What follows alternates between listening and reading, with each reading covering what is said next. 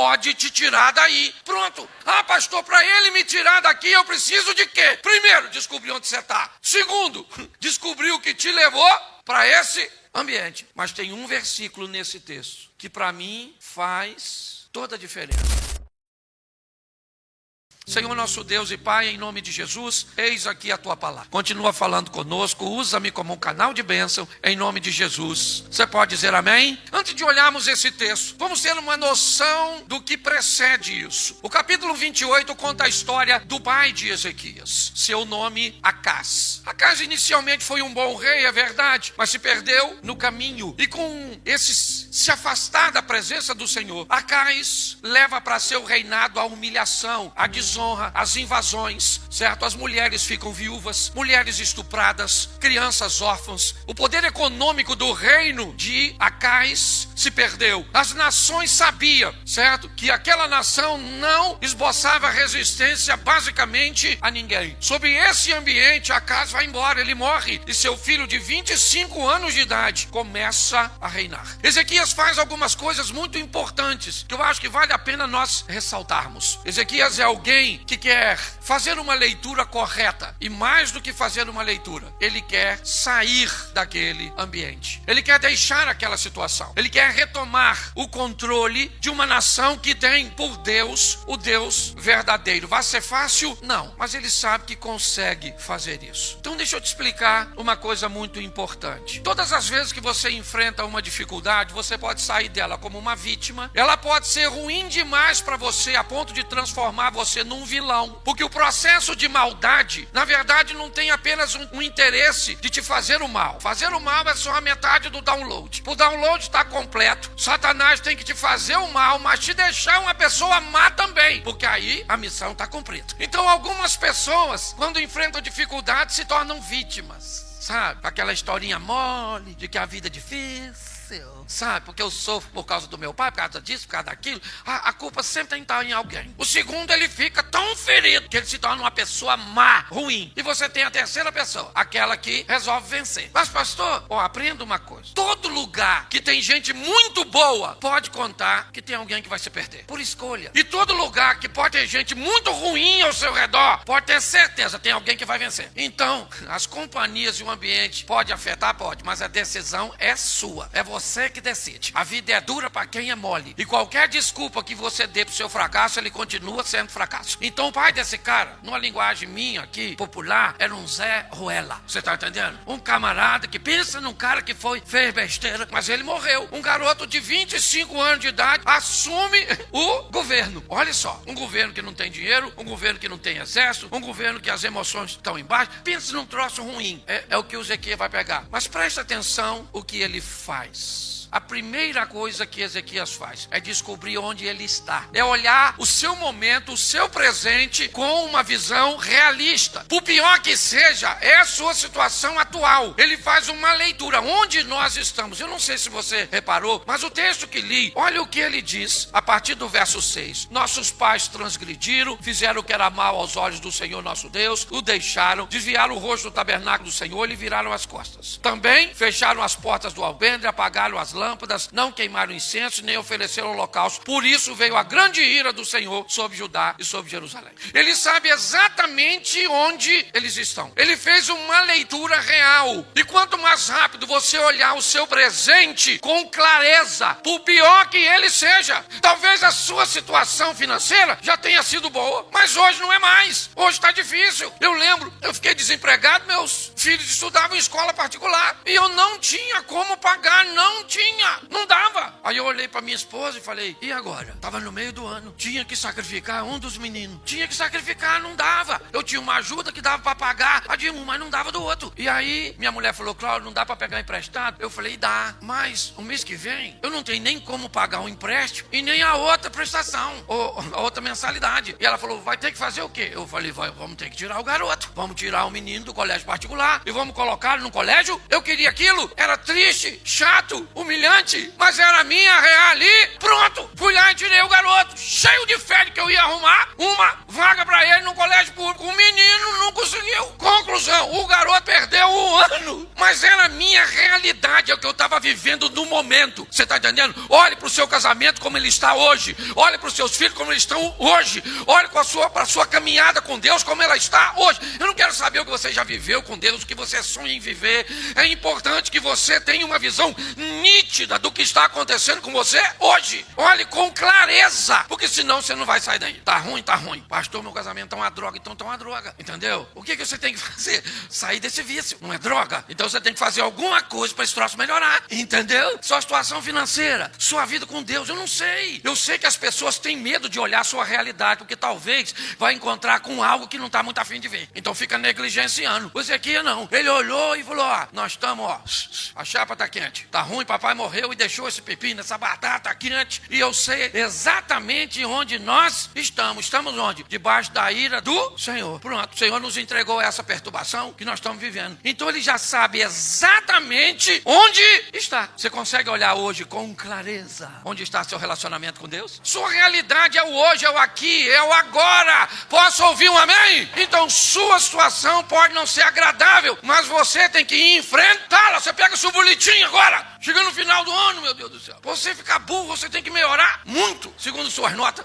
Aliás, o burro pode se sentir ofendido se comparado com você, mas é a sua realidade. Acabou o ano, ainda tem mais uma prova para fazer? Ainda dá, então o que você vai fazer? Orar. Não, você vai primeiro estudar, porque o Espírito Santo te ajudar, ele tem que ajudar você a lembrar. E para você lembrar, você tem que estudar, porque senão não adianta. Vai fazer a prova, Senhor, meu Deus e Pai, sou tua serva. O macumbeiro também está fazendo a prova e nem precisou matar a galinha, ele só estudou e ganhou de você que é crente. Cuidado que você pode estar rindo de você. Então, primeiro é saber onde eu estou no meu relacionamento com Deus, onde eu estou na minha situação econômica, onde está meu casamento, onde está minha família. Eu preciso ter uma visão clara. Posso ouvir um amém? Isso. Próximo passo, descobrir por que é que você está ali. O que me levou para esse lugar que eu não estou afim de estar? O que foi? Ezequias fez exatamente isso. Se você vê ele conversando aqui, ele mostra exatamente por que nós estamos debaixo de humilhação, de invasão, de todas essas coisas. Ele diz no verso 6, estamos aqui porque os nossos pais transgrediram e fizeram o que era mal aos olhos do... Essa é a questão. No início do capítulo 29, Ezequias tinha 25 anos de idade quando começou a reinar e reinou 29 anos em Jerusalém, certo? O nome de sua mãe era Abia, era filha de Zacarias. Verso 2, e fez o que era reto aos olhos do... Podia não ser reto aos olhos dos sacerdotes, podia não ser reto aos olhos dos amigos, podia não ser reto aos olhos da sociedade, mas Ezequias sabia uma coisa: ele queria agradar alguém, e esse alguém era Deus. Quando você for fazer algo, a primeira coisa que você tem que saber é o que aquilo que você vai fazer representa aos olhos, na visão, na perspectiva de quem? De Deus. Entrou uma roupa na moda, eu vou usar. Beleza, mas dá uma olhada. Esses dias eu fui conversar com a dona, eu acho que ela deixou a metade na igreja. A dona tava... Eu fui conversar com ela, parecia filme com legenda, brother. Você não sabia para onde olhava, não é verdade? Se para imagem... ou para escrita. Eu falei, não pode. Você vai fazer um negócio, você vai fazer... O que você for fazer, você tem que colocar a visão, a perspectiva de Deus em primeiro lugar. Ezequias resolveu fazer o que era reto aos olhos do... Porque o pai dele decidiu que não ia fazer. Olha só. Aqui ele descreve, eu sei porque eu estou aqui. Porque se você não sabe porque o seu casamento está desse jeito, talvez não vai ter como melhorar. Você pode continuar fazendo o que não deveria fazer. E aquilo vai te manter no mesmo lugar. Por que teu filho não te obedece? Por que as coisas estão desse jeito, certo? Com suas finanças? Porque você não é capaz de identificar o que te levou para essa situação. Você só sabe que está ruim. Tá bom, tá ruim. Mas o que foi ou o que mantém isso? Ezequias faz toda uma leitura primeiro. E ela é imediata. No primeiro ano do seu reinado, no primeiro mês, abriu as portas da casa do Senhor e as reparou. Trouxe os sacerdotes e os levitas e disse: ouvi, ó levitas, santificai-vos, santificai a casa do Senhor,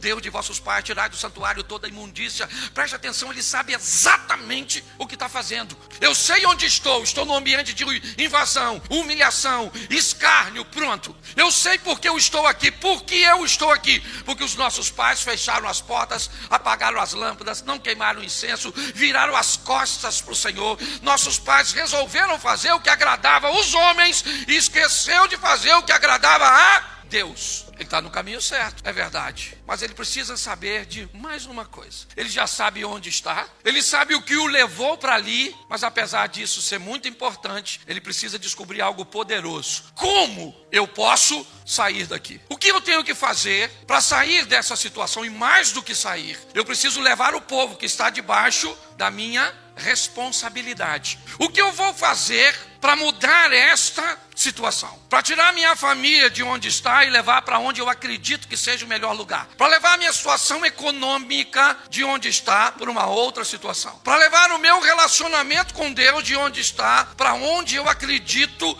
que ele deve estar. Então, como é que eu vou sair daqui? No primeiro ano do seu reinado, abriu as portas da casa do Senhor. Por que ele abriu? Porque os pais fecharam. Acendeu as lâmpadas que os pais apagaram. Queimaram incenso que os pais deixaram de queimar. Reintegrou os sacerdotes à posição sacerdotal, cujo seus pais e a liderança anterior havia cessado. Note que ele começa a fazer algo totalmente oposto àquilo que estava sendo feito. Depois de descobrir o motivo pelo qual o estava mantendo ali, ele fez uma leitura. Por que eu estou vivendo essa situação econômica? Ele tem uma visão bem interessante, porque ele sabe que o problema não é econômico. Dinheiro é só uma fração do problema. Ele sabe que o problema que este povo está enfrentando é: Deus não está conosco. Ele está onde sempre esteve. Mas nossos pais viraram as costas para ele. Note, ele faz questão de dizer: Deus continua de frente, querendo abençoar, mas nossos pais viraram as costas. É isso que ele está dizendo. Então ele sabe, irmãos, que nessa questão aqui, o problema é espiritual. Ah, pastor, mas ele não vai precisar de soldado? Vai. Ele não vai precisar de exército? Vai. Porque assim que ele começar a se recuperar, o que vai acontecer? Os inimigos vão tentar invadir para que ele não tenha sucesso. Então ele sabe que precisa de um soldado. Ele sabe que precisa de armas. Para isso ele precisaria de dinheiro. Ele sabe que precisa levantar a moral daquele povo que está bem baixa devido a tantas invasões. Mas Ezequias sabe que tudo isso pode mudar se ele trouxer Deus de volta. Se Deus voltar para a presença do povo, se Deus voltar para aquela nação, ninguém pode vencê-los. E Ezequias sabe disso. E é por esse ambiente que ele começa. Ele manda abrir as portas, acender as lâmpadas, queimar incenso, restabelecer o culto.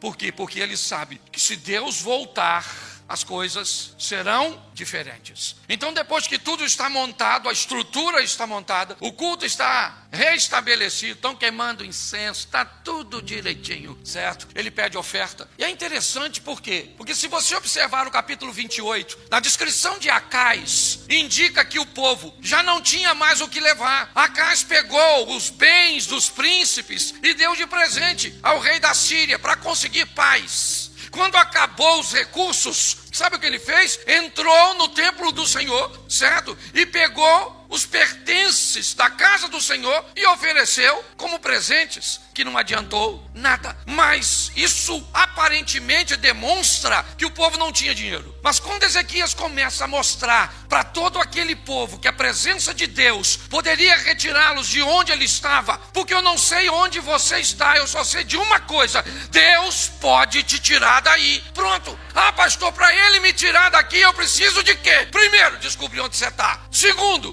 descobrir o que te levou para esse ambiente. Mas tem um versículo nesse texto que para mim faz toda a diferença. O verso 10. Agora me tem vindo ao coração que façamos uma aliança com o Deus de Israel, para que se desvie de nós o ardor da sua ira. Repita comigo: agora me tem vindo ao coração que façamos. Presta atenção no que ele está dizendo. Me tem vindo, singular, que façamos, plural. A decisão é dele, é do rei. Ele está dizendo: me tem vindo ao coração que façamos uma aliança com o Deus de Israel, para que se desvie de nós o ardor da sua ira. Ele botou no coração e diz: eu vou fazer uma aliança com Deus. Mas a gente está precisando de tanta coisa, pode estar precisando do que vocês acharem que precisa. Mas tem uma coisa que para mim vai ser prioridade: Deus de volta no meio do seu povo. Nós vamos trazer a presença de Deus. E com isso, sabe o que o povo fez? Trouxe oferta, mas muita oferta. Depois você lê, que eu não sou obrigado a ler tudo, mas está tudo lá. Sabe o que ele faz? Manda celebrar a Páscoa, que é para lembrar o povo que Deus já fez. Eu gosto disso quando Davi fala para Saul, quando Davi falou assim: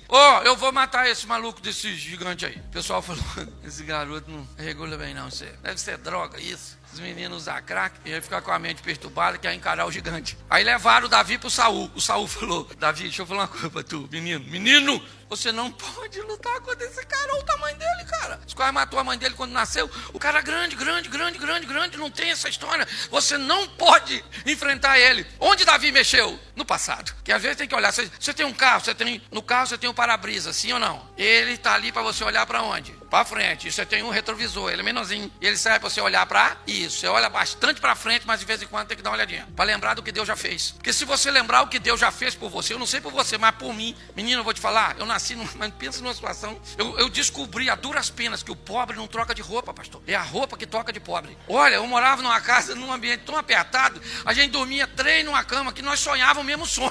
Não tinha nem condição de sonhar mais de um sonho. Não cabia naquela cama. Pensa numa vida sofrida. Hoje eu olho pra minha vida, eu olho pro passado, às vezes eu reclamo, porque eu também entendi isso, sabe? Quando Davi tá lá diante do gigante, ele olhou pra onde? Pro passado. Foi isso que ele falou com Saul. Só posso falar uma coisa com você? Tava apacentando as ovelhas de papai uma vez, viu um leãozão assim, falou pra pegar uma ovelha. Eu falei, ele não vai pegar não, maluco. Essa ovelha nem é minha, é de papai, mas ele não vai levar não. Aí Saul, sabe o que o leão fez? Pegou uma ovelha e saiu correndo com ela na boca. Ô, gente, esse é o texto mais bizarro da Bíblia pra mim, pastor. Constrói na sua mente um leão correndo na frente, com a ovelha na boca e um garoto correndo atrás, com a tiradeira, um pedacinho de pau. E Davi falou, e aí eu peguei o leão, tomei a ovelha da boca do leão e matei o leão. Outra ocasião veio um urso. Falei, aí, maluco, já não sou mais réu primário. Eu, na verdade, já tô com um homicídio aí nas costas. E para quem difícil é matar o primeiro. Eu vou logo avisando, vou ter problema com o Greenpeace, com essa parada aí toda, certo? O urso não acreditou, veio, matei o urso. Matei o leão e eu vou matar esse gigante. Deixa eu fazer uma pergunta para você. Pra você chegar até aqui, quantos leões e ursos você já matou na sua vida? Quem foi que você enfrentou que te venceu? Então não é esse que você está enfrentando hoje que vai te vencer, porque o Deus que você serve, certo? É o Deus do passado, mas é o Deus do presente para te dar vitória. Você consegue entender? Às vezes a nossa mente precisa, e não é lembrar do milagre dos outros, não, é lembrar do seu. Quem aqui tem vitória para contar em Deus? Então, pelo amor de Deus, tem uma conversa séria com você mesmo. Quando você ficar assim, ah, meu Deus, o que está acontecendo? Não dá mais para segurar. Explode o coração. Esse dia uma mulher falou comigo, pastor, eu tô com câncer, eu vou morrer. Eu falei, eu não tenho, também vou. Eu posso ir na frente da senhora e não sei. Ela falou, se o senhor não tem juízo não, né? Sempre brincando com coisa séria. Eu falei, minha senhora, deixa eu falar uma coisa pra senhora. Nós servimos um Deus que pode curar tudo, ele pode curar a senhora. Ela falou, pode? Eu falei, pode. Eu falei, eu vou orar pela senhora. Botei a mão nela e falei, Senhor, se o senhor curar essa mulher, todos nós vamos ver a sua glória. Se o senhor não curar, ela vai ver a sua glória. Mas de qualquer maneira, a vitória, ela ficou me olhando assim, ó. Não tem jeito de perder se Deus estiver contigo. Se Deus é por nós, mas talvez você está esperando da vida exatamente o que a vida está esperando de você, uma decisão. Agora eu estou decidido, vou fazer uma aliança. Façamos uma aliança com o Deus de Israel para que se desvie de nós o ardor da sua ira. Vamos embora, gente. Fazer uma aliança com Deus, parar de pecar, deixar essa vida bagunçada. Vocês olham muitas vezes, sabe o que as pessoas... Quando eu comecei a pregar desse jeito meio esquisito, engraçado, eu queria que os outros chorassem. Meu pai era diácono da Assembleia de Deus, lá do pastor Lorival. Eu ia lá de vez em quando, eu tinha tomado um negócio, eu ia no culto, eu vivia. E aí eu chorava, como eu chorava? Gente, eu chorava. E aqueles caras pregando, sabe? E eles pregavam, não era assim, era pregação mesmo.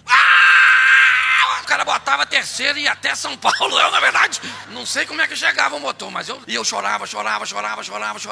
E eu via aqueles congressos. Eu falava, um dia eu vou pregar assim, ó. Se eu me converter, eu vou. Todo mundo chorar. Me dava uma raiva de eu pregar, os outros riam, você não tem noção. Era eu que ia pra casa chorando. Mas é verdade. A forma que Deus usou, ou resolveu me chamar pra fazer pronto. Vou fazer o quê? Eu queria, mas não era aquilo que Deus tinha pra mim pronto. Ou cumprir o que Deus. Então todo mundo esperava que eu fosse cair uma hora, porque se os caras que pregavam assim, mesmo, aqueles caras fogo puro, falar 3 tipos de língua estranha, um negócio assim sensacional, rajada de fogo, e eu sorvetinho. Não, na verdade, sabe o que o pessoal falava? Se os caras que são sérios estão caindo qualquer hora, esse cara que fica contando piada, contando essas historinhas, vai cair. Eu sempre falei pra Jesus, Senhor, me segura, pra eu cair assim, ó, pulo de grilo. Não, na verdade, e eu caio. E até hoje, ó, 34 anos vou fazendo o evangelho. Eu brinco, mas meu relacionamento com Deus vem em primeiro lugar. Nunca dei um beijo em outra mulher que não foi na minha, nem a minha eu tô beijando. Nossa, tá tão ruim, rapaz, vou te falar. Meu casamento parece prisão semi-aberta. Já viu esses presidiários de semi-aberto? Dorme onde? Não, semi-aberto. Dorme na cadeia. Aí amanhece, sai pra trabalhar. Escurece, volta pra dormir na cadeia. Amanhece, vai pra trabalhar. Tá lembrando de alguém? E lá uma vez ou outra tem um encontro íntimo. É mais ou menos o que nós estamos. E pior, pegamos perpétua, na verdade, no semi-aberto. Mas volte aqui. Seriedade, compromisso com Deus. Ezequias sabe que ele precisa de muita coisa, mas tem algo que sobressai a tudo isso. E o que é? A presença de...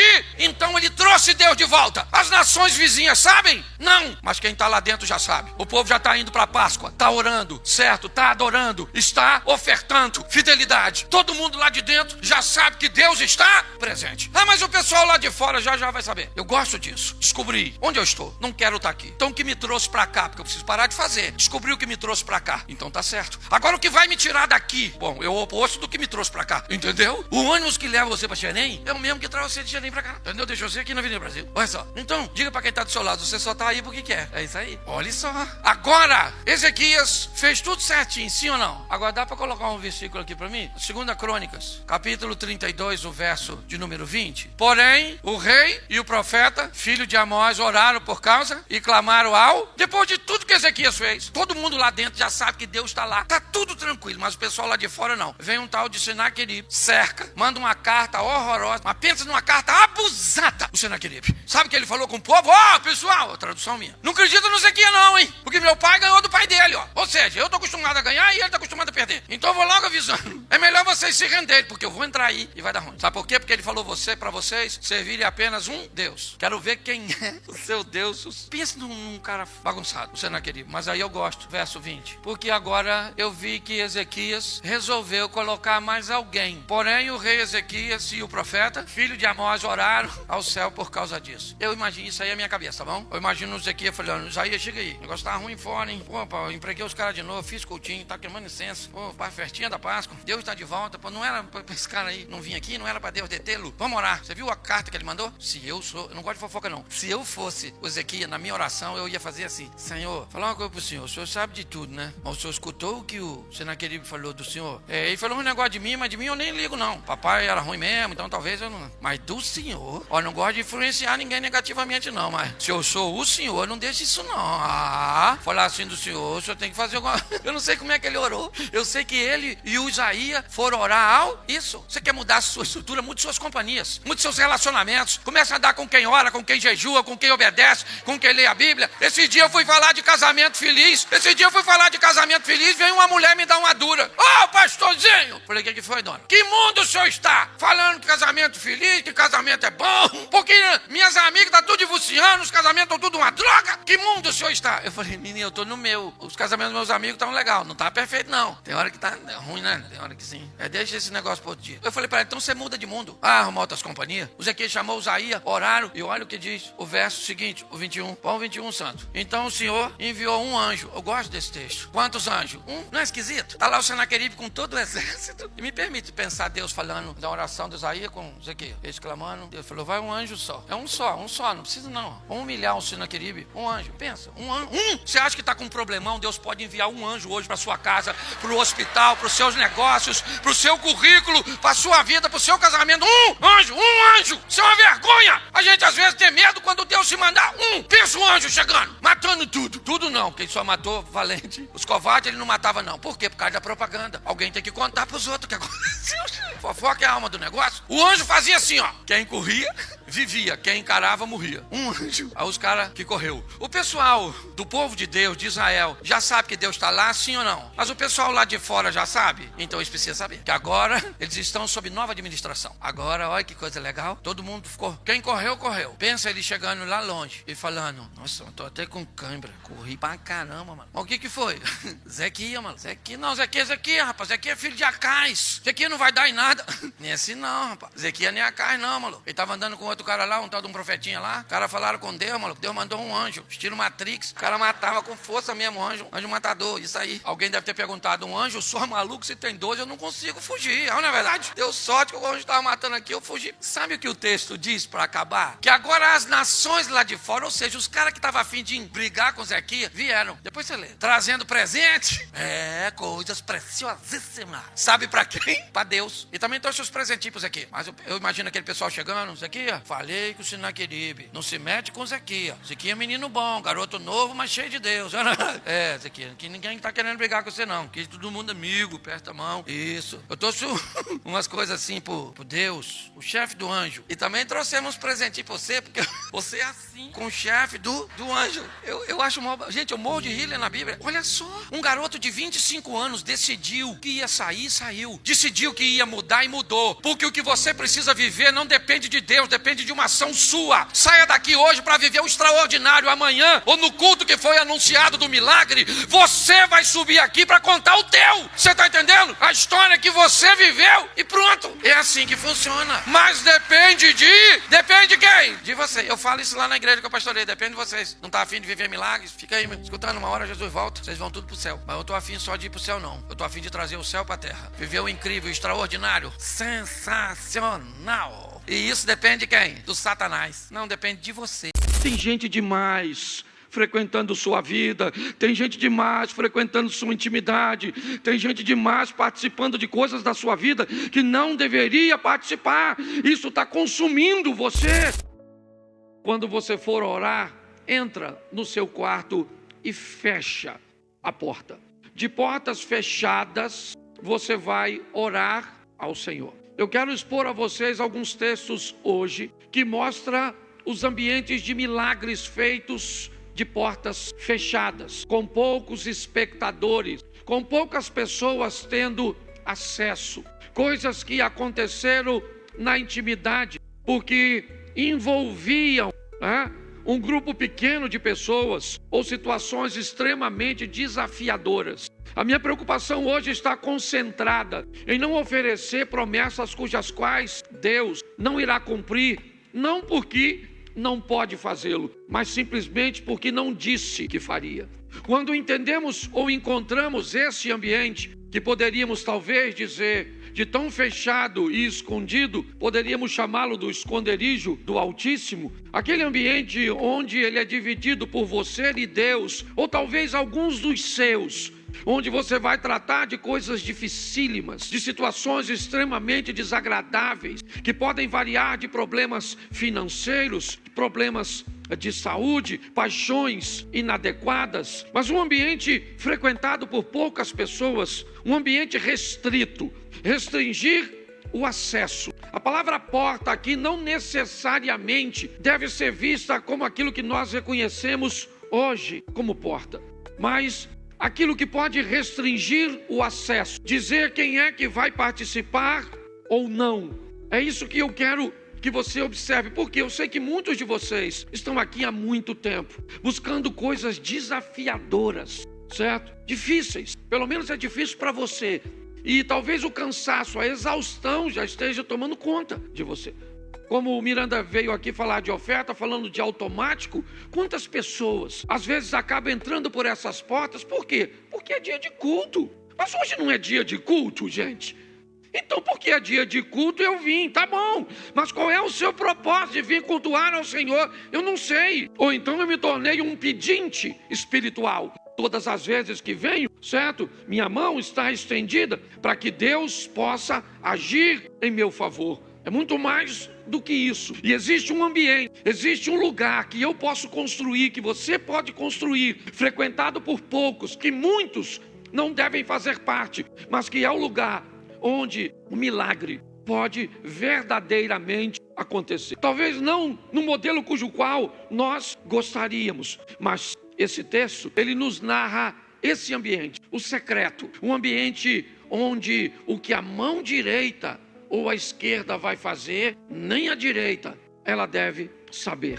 Onde as pessoas não precisam saber o que eu faço, que horas eu oro, como é que eu oro, porque todas as vezes, e eu não estou abolindo, eu não estou criticando o ambiente coletivo, não é isso, certo? A Bíblia fala da importância, certo? De nós orarmos, da comunhão, nós estamos no ano da unidade, mas aí eu me pergunto, que se nos fortalecermos nesse ambiente secreto, não teríamos mais poder no coletivo? Então preste atenção nesse texto agora, Gênesis 4:7, lá no início da Bíblia, um probleminha com a porta.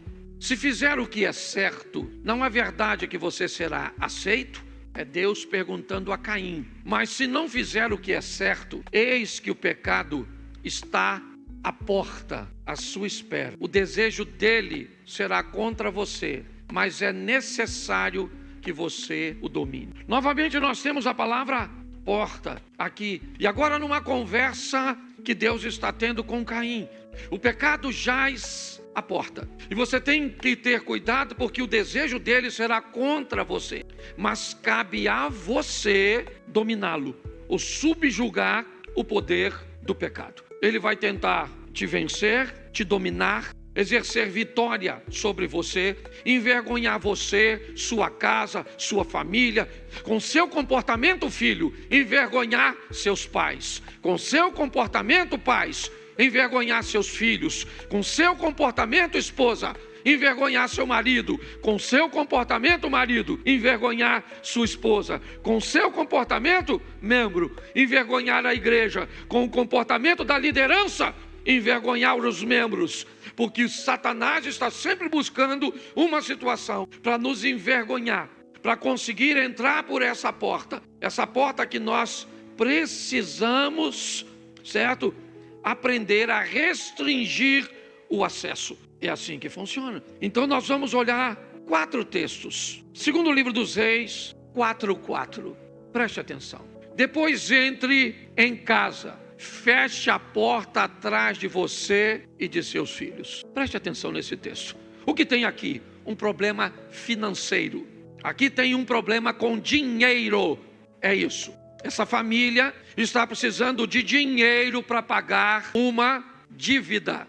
É isso. O marido dessa mulher morreu, deixou uma dívida que ela não tem dinheiro para pagar. E então o credor chega na casa dela, pegar os seus 2 filhos como moeda. E essa mulher vai procurar o profeta, que representa a Deus. Vai desenvolver com ele um diálogo e ele vai dar uma instrução a ela.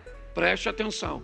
Você pegue a estrutura que eu estou lhe oferecendo, depois você pode ler. Vai para sua casa, você e os envolvidos, você e seus 2 filhos, entra em casa, fecha a porta, olha só, porque vocês precisam entender que o que vocês vão viver, o que vocês vão procurar, o que vocês vão experimentar tem a ver apenas com vocês. É isso.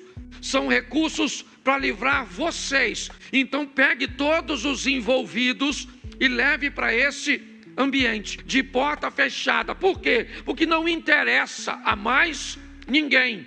Você tem que aprender a restringir o acesso de pessoas que não deveria estar envolvida em coisas que são de responsabilidade suas. Hoje as pessoas se esquivam de responsabilidade. Eu estou vivendo isso por causa, estão me perseguindo no trabalho, é por causa da crise econômica, é por causa do que fez o Trump, é por causa do Bolsonaro, do Lula, da recessão, é por causa do pastor, é por causa do meu marido, é por causa da esposa, é por causa dos filhos, é por causa... As pessoas começam a colocar todo mundo num ambiente cujos qual eles não teriam que estar, porque se você está com uma crise, se o problema é com você ou com alguns dos seus, coloque isso para funcionar de forma correta. Deus disse através do profeta: pega você, seus 2 filhos, a estrutura que eu disse para você montar. Você já montou a estrutura? Já. Você já foi na casa do vizinho, você pediu, você obedeceu, seguiu as instruções que eu te dei? Já está tudo dentro de casa? Tá. O azeite, a botija que tem um pouquinho de azeite, tá aí? Tá. E agora, o que eu faço? Agora fecha a porta. Fecha a porta. Preste atenção. Que lugar é aquele? Que lugar é a casa dessa mulher agora, Abner? É o lugar da obediência. O profeta não mandou a mulher orar a Deus para que o azeite multiplicasse. O que tinha dentro daquela casa era o poder da organização e da obediência. E pronto. O que ele disse? Pega o vaso que tem azeite, né, e joga no vaso vazio. Isso. E quem é que fazia isso? A mulher e seus 2 filhos. Quem é que fez o milagre acontecer?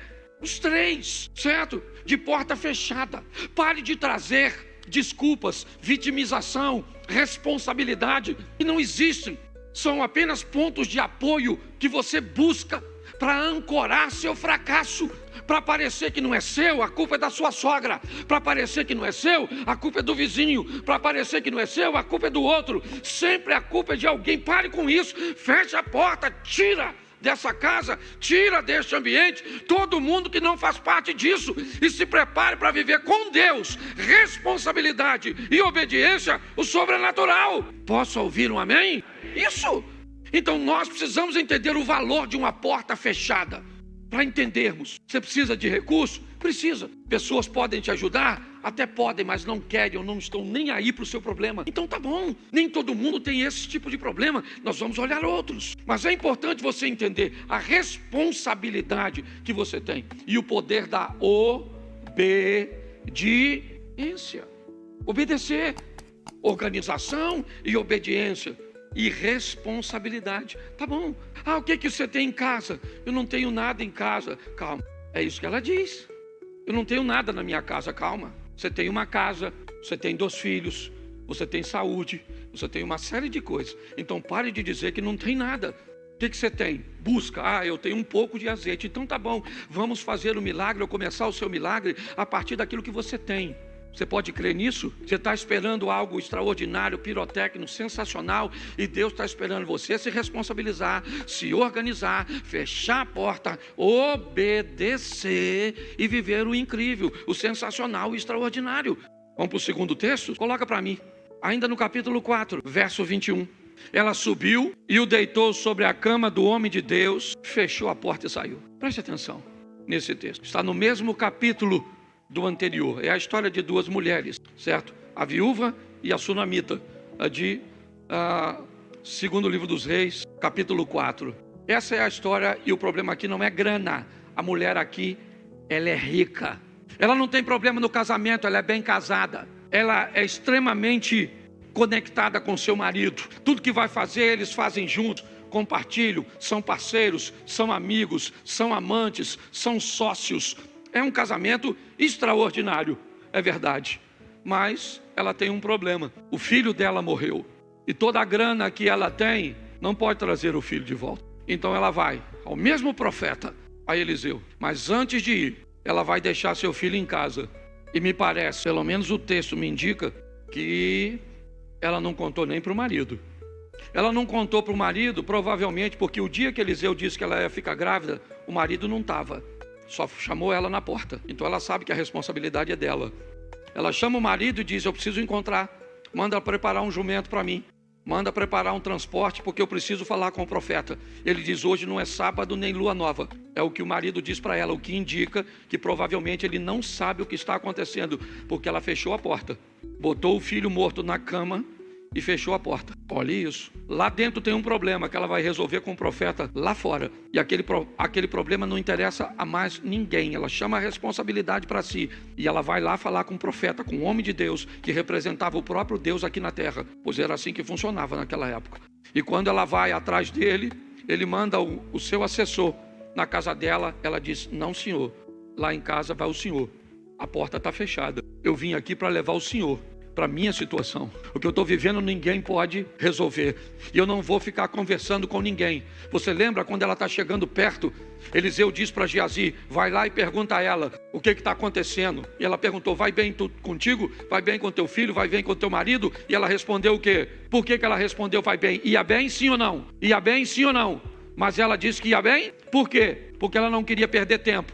Ela não queria contar seu problema para quem não resolve. Para de murmurar, para de reclamar, certo? Vá direto, fecha a porta. Você está entendendo? Coloque seu problema, você é seu problema e Deus. E Deus é o Todo-Poderoso, misericordioso, Ele te ama. Você é filho, você é filha dEle. Está na hora de você viver o incrível, o sobrenatural, o extraordinário. Não porque alguém prometeu ou profetizou na sua vida isso, mas porque você resolveu e descobriu que há um endereço onde você é capaz de ficar sozinho, sozinha com Deus. E Deus se levanta do seu trono para agir em seu favor. Nós precisamos fazer isso. Agora o profeta está na casa dela. O menino está morto, é verdade. Botou na cama do profeta. Foi lá que ela colocou. Porque, você lembra quando ela recebeu o profeta? Você lembra para quem aquele quarto foi construído? Lembra?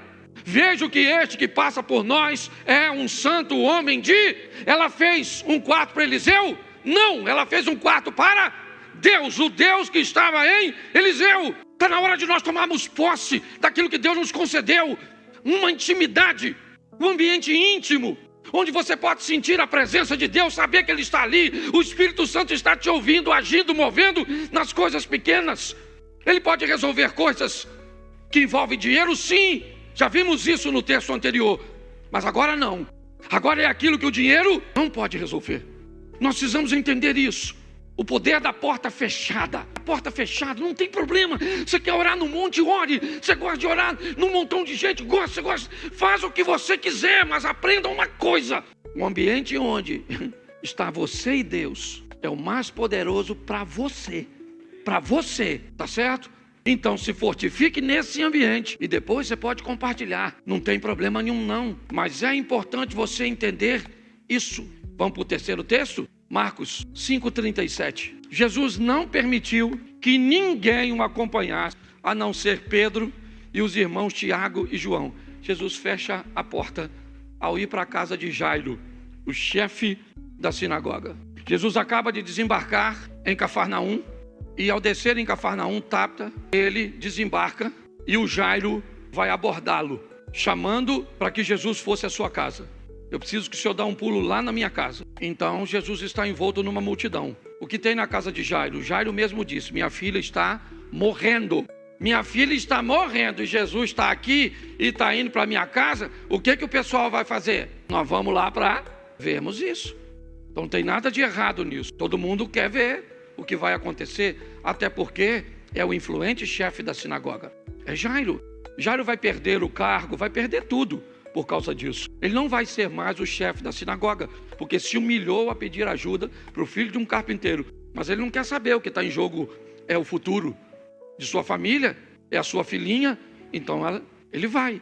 Quando Jesus está próximo à casa de Jairo, porque é bem pertinho, muito mais, Jesus desembarca aqui, provavelmente andou até a Praça da Mantiqueira, certo? 50, sei lá, 70 metros, a casa da sogra de Pedro, as ruínas da sinagoga de Jairo, certo? E também Jairo não deveria morar muito longe dali. É tudo muito próximo, né? Quando você vai olhar tudo isso. E de repente Jesus diz: não vai todo mundo comigo não. Jesus fecha a porta.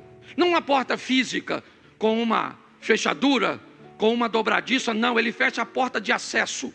Ele diz: não vai ninguém. Ô Jairo, avisa aí, ó. Da minha turma só vai Pedro, Tiago e João. Eu resolvo com a minha turma, você resolve com a sua. Então dessa turma aqui, ó, eu fechei o acesso. Preste atenção. Agora não é uma porta física. Não. Jesus está proibindo o acesso, dizendo: eu não quero que esteja comigo num ambiente pessoas que não têm nada a ver com aquilo que eu vou fazer. Ele está afastando dele um bando de curiosos, de pessoas que não têm nenhum envolvimento, que não têm responsabilidade nenhuma. Você consegue entender isso? É muito importante que nós eliminemos essas pessoas, removemos ou venhamos a remover o acesso dessas pessoas à nossa intimidade, às nossas demandas. Jesus disse: não vai, só vai comigo Pedro, Tiago e João, e pronto. E os outros discípulos não vão, e acabou, não vão. Jesus fechou a porta para alguns que ele achava que não deveria. Tem gente demais frequentando sua vida, tem gente demais frequentando sua intimidade, tem gente demais participando de coisas da sua vida que não deveria participar. Isso está consumindo você, isso está atrapalhando, e pior, muitos não estão notando. Jesus vai para a casa de Jairo, vai ressuscitar a filha de Jairo? Sim. Quando ele sai de lá, lembra? O Osias leu aqui: Talita cum, menina, levante. Vamos embora. Seu pai me chamou para vir aqui. Todos achavam que não dava mais tempo, porque quando ele me chamou, você estava enferma.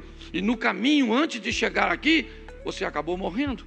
É importante você entender isso. O que você chama muitas vezes de amizade, o que você chama muitas vezes de parceria, o que você acredita ter ao seu lado como pessoas que somam, na verdade acabam consumindo, atrapalhando. Está na hora de você dar uma olhada, certo? E dizer: olha, até aqui. Não precisa dizer para a pessoa, você precisa dizer para você. É para você, você não precisa ofender ninguém. Pastor, o senhor está falando bem. Ainda bem que eu vim aqui para Deus falar comigo nesse culto. eliminar todo mundo, tirar do grupo. O que foi? Pastor Cláudio pregou, eliminando tudo. Não é isso que eu estou falando, não. Tá vendo? É você entender que está na hora. Tem gente demais fazendo parte disso. Feche o acesso dessas pessoas. Posso ouvir um amém? João capítulo 2. Depois você lê em casa o restante. Lê para mim.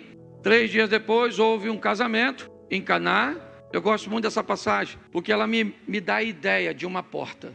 Ok? Aqui eu não tenho uma porta explícita, mas ela me dá a ideia de uma porta que divide 2 ambientes. Um ambiente que nós queremos que todos vejam e um ambiente que nós restringimos o acesso. Quando está tendo uma reuniãozinha na sua casa com gente que não tem muita intimidade com você, você já notou que você procura manter essas pessoas na sala, onde normalmente a almofadinha está legalzinha, a cadeira que estava quebrada, você levou lá para outro lugar da porta, porque o pé estava meio bambo.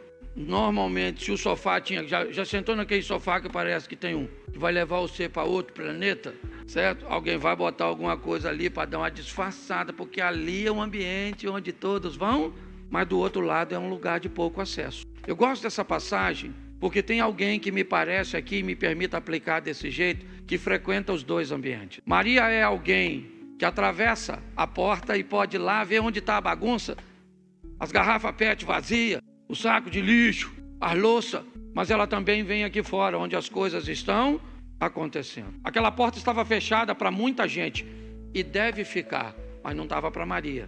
Maria era alguém que podia ir lá e vir aqui. Por quê? Porque ela era alguém que estava comprometido com o todo. Maria vem aqui, olha, as coisas estão acontecendo, mas vai lá e diz: esse vinho não é suficiente para ir até o final. Então, problema é de quem está celebrando a festa. Não. Eu gosto desse texto porque ele me expõe a uma divisão de um ambiente onde eu preciso escolher e ter pessoas que possam ir e voltar, mas que possam me dizer, porque preste atenção, qual é o problema que nós enfrentamos hoje nesses ambientes? Vou te dar um exemplo. O Abner fez algo de errado, as pessoas falam comigo. O Sidney fez algo de errado, as pessoas falam comigo. O Isley fez algo de errado, as pessoas falam comigo, certo? Se eu faço algo de errado, as pessoas falam com o Abner. Ou seja, qual é a grande questão? Nós estamos precisando de gente que esteja comprometido com o todo. A maioria de nós estamos muito comprometidos conosco. Eu vou te falar o que está acontecendo, mas se alguém perguntar, não fala que fui eu. Mas eu só estou falando porque eu quero o bem-estar da igreja. Pô, você está de brincadeira. Você não está pensando na igreja, você está pensando em você. Porque se você estivesse pensando na igreja, quando você visse algo de errado, a primeira coisa que você faria era ir na pessoa e dizer para ela como é que funciona, com amor, com carinho, com respeito, sim ou não. Isso. Talvez seja muito difícil achar essas pessoas. Gente que tem coragem de dizer que pode, que está envolvida com a situação, sabe? Maria vai lá, vem aqui, a festa não é dela, não é Jesus que está casando, não é Judas que está casando, não é Tiago, irmão de Jesus, não é ninguém, não é nenhum de seus filhos que está casando, ela está lá, mas o texto diz, ela não precisou de convite, estava ali Maria, mãe de Jesus. A mãe de Jesus estava ali. Olha o verso 2. Jesus também foi, Maria não foi. Jesus foi. Provavelmente ele foi convidado por causa dela. A família que estava celebrando era alguém próximo a ela. Mas quem ela é? Ela é uma pessoa valiosíssima nesse ambiente de portas fechadas, de poucos acessos. Ele é alguém que pode entrar do outro lado e vem aqui fora, ver o que está acontecendo e não vai levar conversa para terceiro, não vai fazer fofoca, não vai fazer fuxico, porque nós não estamos precisando de gente para fazer isso. Nós precisamos de gente comprometida conosco, que torce por nós, que nos ajuda a vencer. Não adianta ter alguém do teu lado, é melhor ser 2 do que 1. Peraí, vamos cuidado com esse segundo que vai vir para perto de você. O que nós precisamos entender aqui é que precisamos restringir, ou pelo menos selecionar, sabe? Ela é tão selecionada que ela não precisa de convite. Ele é alguém de casa, ele é alguém de perto. E quais são as qualidades de Maria nesse ambiente?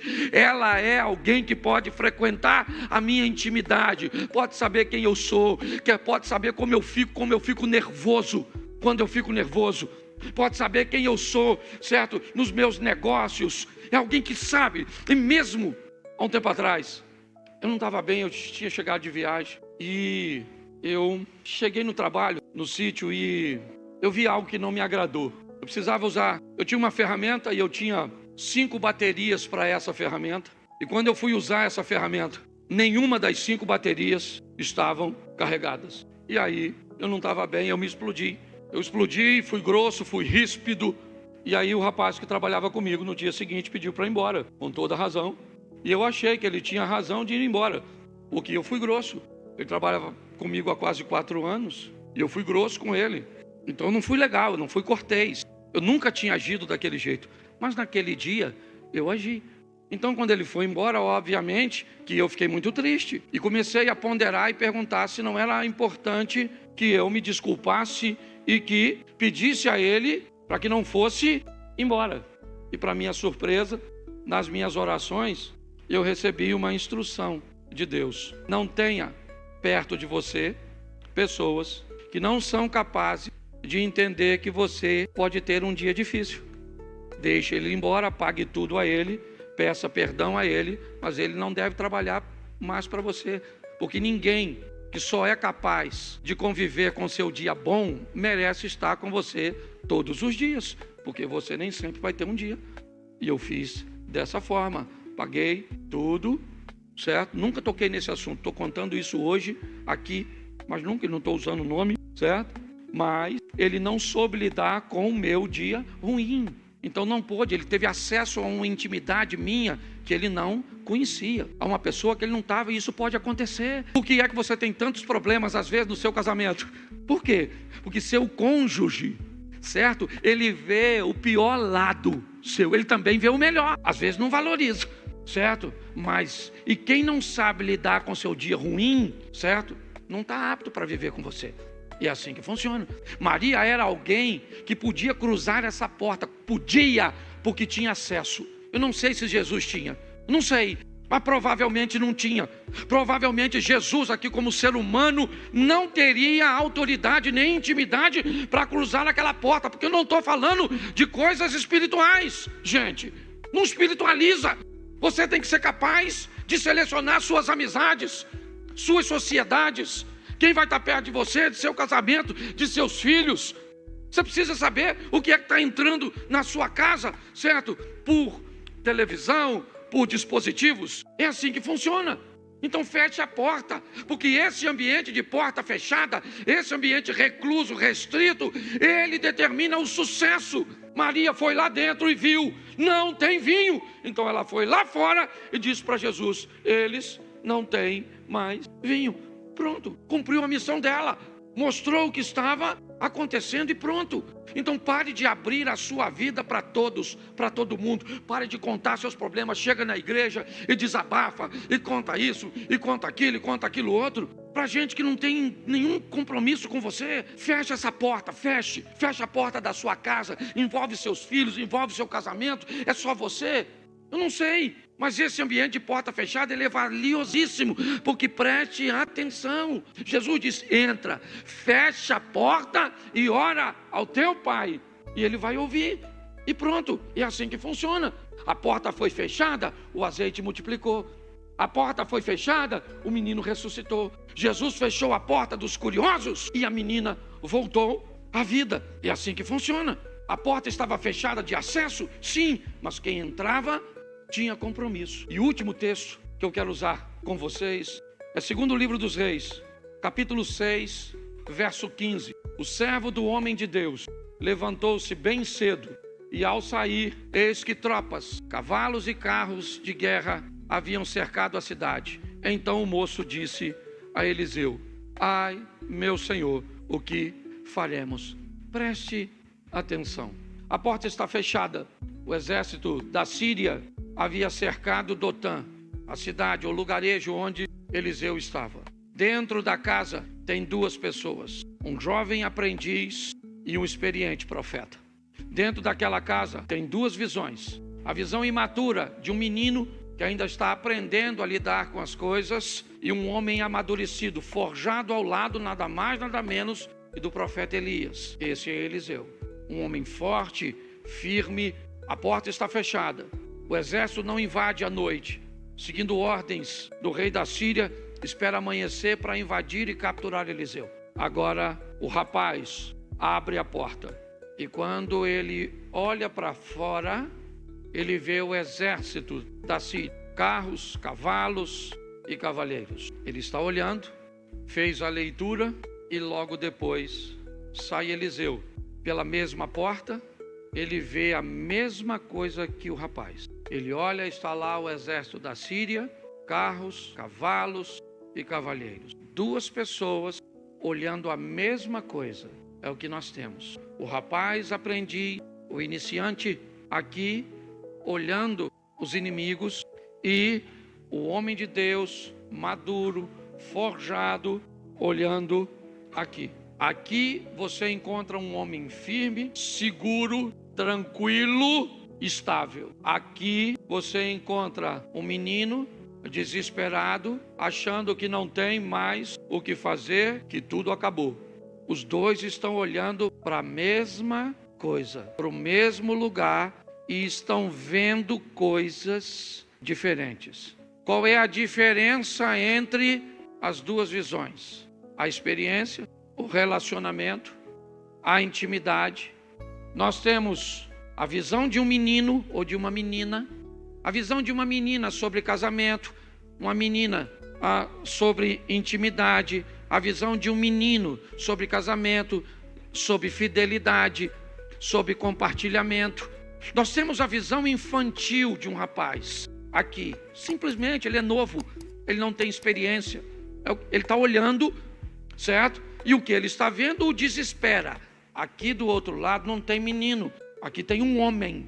Um homem que vai olhar para o casamento como homem e não como menino olha para casamento.